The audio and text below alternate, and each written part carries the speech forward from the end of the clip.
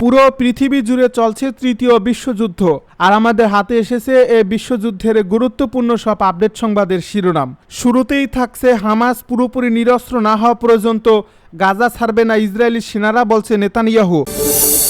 এবারে জানিয়ে দিব হরমুজ প্রণালী দ্রুত না খুললে ইরানে কঠোরভাবে হামলা চালানো হবে, বলছে ট্রাম্প।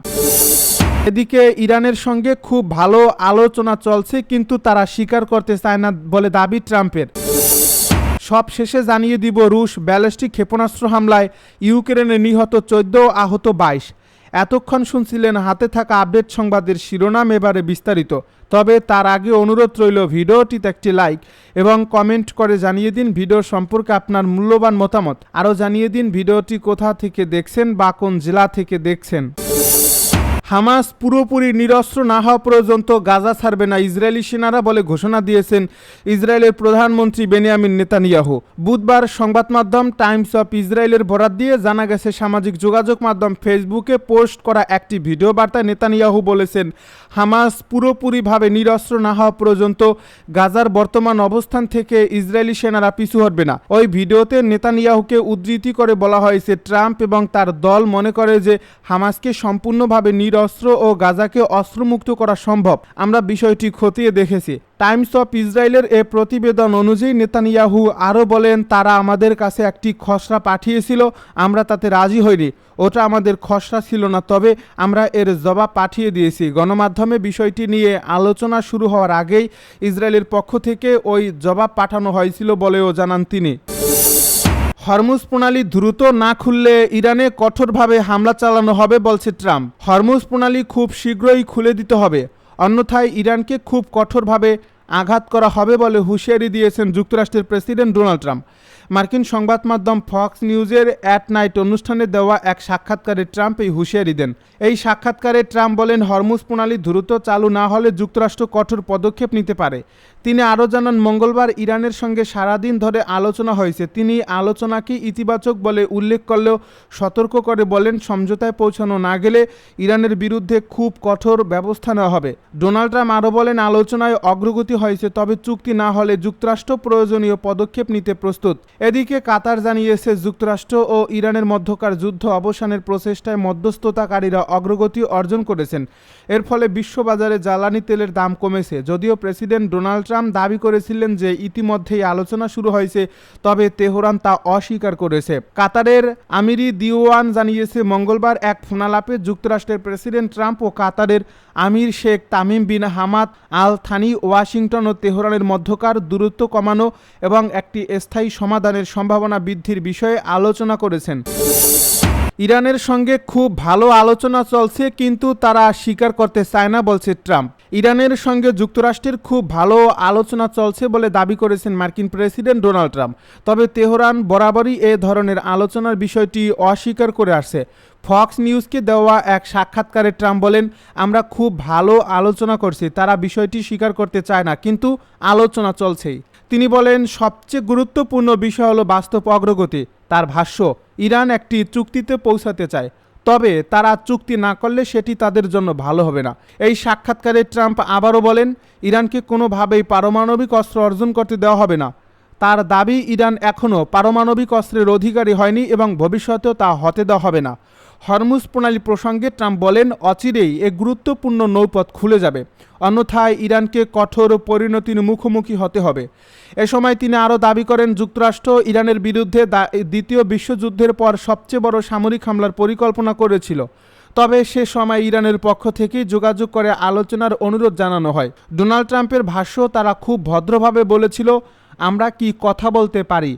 আমি বলেছিলাম, হ্যাঁ, কথা বলতে পারি, চলুন এবার বিষয়টির সমাধান করি। এই সাক্ষাৎকারে ইরান নীতি নিয়ে আগের মার্কিন প্রশাসনগুলোরও সমালোচনা করেন ট্রাম্প। বিশেষ করে সাবেক প্রেসিডেন্ট বারাক ওবামার নীতির সমালোচনা করে তিনি অভিযোগ করেন, অর্থনৈতিক প্রণোদনার মাধ্যমে ইরানকে সন্তুষ্ট করার চেষ্টা করা হয়েছিল, কিন্তু তা কার্যকর হয়নি। ডোনাল্ড ট্রাম্প আরও বলেন, ইরান যদি আবার আলোচনা থেকে সরে আসে তাহলে যুক্তরাষ্ট্র কঠোর জবাব দেবে।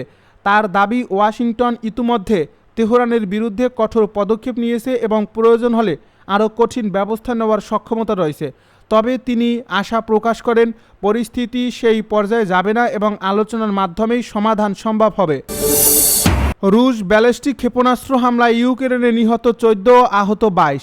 রাশিয়া ব্যালিস্টিক ক্ষেপণাস্ত্র ও ড্রোন দিয়ে ইউক্রেনে হামলা চালিয়েছে, এতে 14 জন নিহত হয়েছেন, অন্তত 22 জন আহত হয়েছেন। চলতি বছরে কিয়েভ জুড়ে হওয়া সবচেয়ে প্রাণঘাতী হামলাগুলোর একটি এটি। বুধবার মধ্যরাতের পর শুরু হওয়া এই হামলার সময় কিয়েভের সামরিক প্রশাসনের প্রধান তিমুরু তকাচেঙ্কো বলেন, শত্রুপক্ষ আবারও ব্যাপকভাবে কিয়েভ অঞ্চলে হামলা চালাচ্ছে। 1 ঘন্টারও বেশি সময় ধরে বিমান হামলার সতর্কতা জারি করা হয়েছিল। এ সময় দফায় দফায় ব্যালিস্টিক ক্ষেপণাস্ত্র শহরের আশপাশে আঘাত হানে। কিয়েভের সামরিক প্রশাসন জানায়, এই হামলায় আবাসিক ভবন ও গুদাম ক্ষতিগ্রস্ত হয়েছে। তকাচিঙ্কা বলেন, বরিশপিল জেলায় 9 জন নিহত হয়েছেন, বুচা জেলায় নিহত হয়েছেন 4 জন, ফাস্তিভ জেলায় নিহত হয়েছেন 1 জন। এ বিষয়ে রাশিয়ার পক্ষ থেকে কোনো মন্তব্য করা হয়নি। কিয়েভের মেয়র ভিতালি ক্লিচকো বলেন, শহরের কেন্দ্রস্থলে হামলার পর ধ্বংসস্তূপের নিচে মানুষ আটকা পড়ে থাকতে পারেন বলে আশঙ্কা করা হচ্ছে। তিনি টেলিগ্রামে জানান, আহতদের মধ্যে 4 জনের অবস্থা গুরুতর। কিয়েভের সামরিক প্রশাসন বলেছে, শত্রুপক্ষ আবারও ইচ্ছাকৃতভাবে বেসামরিক মানুষ এবং বেসামরিক অবকাঠামোতে হামলা চালাচ্ছে। সাম্প্রতিক সপ্তাহগুলোতে রাশিয়া কিয়েভে হামলা আরও বাড়িয়েছে। একই সময়ে ইউক্রেনও বিদ্যুৎ স্থাপনা সহ রাশিয়ার বেসামরিক অবকাঠামোতে হামলা বাড়িয়েছে। ইউক্রেন বারবার রাশিয়ার বড় ই-কমার্স প্রতিষ্ঠান ওয়াইল্ডবেরিজের গুদামেও হামলা চালিয়েছে। মঙ্গলবার সকালে মস্কো অঞ্চলে ওয়াইল্ডবেরিজের গুদামে সর্বশেষ হামলায় 5 জন নিহত এবং 10 জন আহত হন। এর আগের দিন রুশ কর্মকর্তারা জানান, দক্ষিণের ক্রাসনোদার অঞ্চলের একটি ব্যস্ত সমুদ্র সৈকতে ড্রোন হামলায় 7 জন নিহত এবং 58 জন আহত হয়েছেন। ওই সময় পর্যটকেরা সেখানে উপস্থিত ছিলেন। অন্যদিকে ইউক্রেন খেরসনে এক ব্যক্তিকে ড্রোন দিয়ে তাড়া করার একটি ভিডিও নিয়ে ক্ষোভ প্রকাশ করেছে। তারা এটিকে বেসামরিক মানুষকে লক্ষ্য করে চালানো ইচ্ছাকৃত শিকার ও সাফারি বলে উল্লেখ করেছে। দক্ষিণ লেবাননে দখলদার ইসরায়েলি বাহিনীর ভয়াবহ বিস্ফোরণ। লেবাননের ন্যাশনাল নিউজ এজেন্সির খবরে বলা হয়েছে, দক্ষিণ লেবাননের হাদ্দাতা শহরে একটি বিশাল বিস্ফোরণ ঘটিয়েছে ইসরায়েলি বাহিনী। বুধবার রোমে ইসরায়েল ও লেবাননের মধ্যকার নতুন দফার আলোচনার প্রথম দিনেই এই বিস্ফোরণের ঘটনা ঘটল। উল্লেখ্য, গত জুনে হওয়া একটি রূপরেখা চুক্তির পূর্ণাঙ্গ বাস্তবায়ন এগিয়ে নেওয়ার লক্ষ্যই এই আলোচনা চলছে। ওই চুক্তির আওতায় হিজবুল্লাহর নিরস্ত্রীকরণের পাশাপাশি দক্ষিণ লেবানন থেকে পর্যায়ক্রমে ইসরায়েলি সেনা প্রত্যাহারের কথা রয়েছে। 2 দিনের পতনের পর স্থিতিশীল তেলের বাজার। টানা 2 কার্যদিবসের দরপতনের পর আন্তর্জাতিক বাজারে তেলের দাম আবার স্থিতিশীল হতে শুরু করেছে। বুধবার গ্রিনিচ মান সময় 1:10 পর্যন্ত ব্রেন্ট ক্রুডের দাম ব্যারেল প্রতি 26 সেন্ট প্রায় 0.33% বেড়ে $79.62 পৌঁছেছে। অন্যদিকে যুক্তরাষ্ট্রের ওয়েস্ট টেক্সাস ইন্টারমিডিয়েট অপরিশোধিত তেলের দাম 12 সেন্ট বা 0.16% বেড়ে ব্যারেল প্রতি $75.90 লেনদেন হচ্ছে। ব্রিটিশ বার্তা সংস্থা রয়টার্স জানিয়েছে, যুক্তরাষ্ট্র ও ইরানের মধ্যে চলমান সংঘাতের অবসান এবং অবরুদ্ধ হরমুজ প্রণালীতে জাহাজ চলাচল স্বাভাবিক করতে কূটনৈতিক প্রচেষ্টা কতটা এগোচ্ছে সেদিকেই এখন নজর রাখছেন বিনিয়োগকারীরা।